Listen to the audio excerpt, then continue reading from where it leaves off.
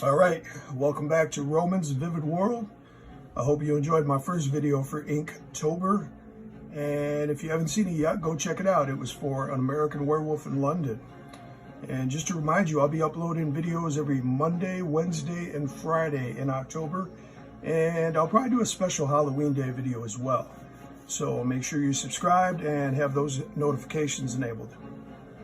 So today we're going to do one of my all-time favorite horror sci-fi movies ever, 1979's Alien. This one was directed by Ridley Scott, and it was based on a story written by Dan O'Bannon.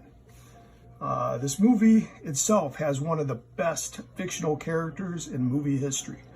Warrant Officer Ellen Ripley, or who most people simply refer to as Ripley. She was played by the incredibly talented Sigourney Weaver, who was the lead protagonist for the entire franchise. I'm not going to give away any plots for the story because if you haven't seen it yet, it definitely needs to go on your list of movies to watch in October. Growing up, I remember collecting all kinds of Aliens merchandise. I mean, I had comics, action figures, the novels. I even owned H.R. Giger's book, Necronomicon. Giger actually produced all the artwork and conceptual designs for this film.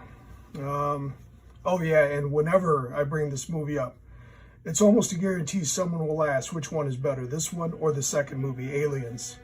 I love them both, but this one is a slow burn horror movie, and the second, completely action-packed right from the start. So I guess it depends on what you're in the mood for, but I always tend to go back to this one just because I like horror a little more than I like action. I love them both, but this is just such a great movie. I never got into the Aliens vs. Predators franchise. I know they were loosely based on the Dark Horse comic of the same name, but it just seemed like fan service or like a quick cash grab by 20th Century Fox.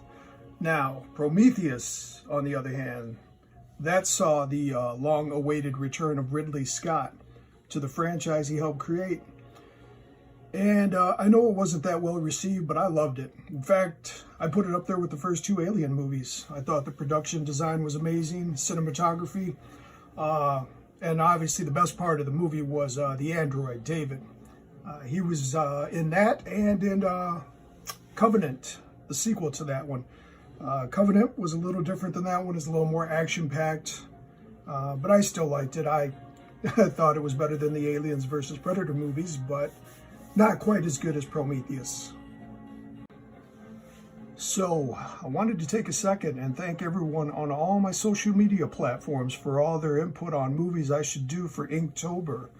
I really appreciate you helping me out because I was able to put together a great list. And you'll just have to stay tuned to see what's coming up next because I definitely used some of your ideas. And for that, I thank you.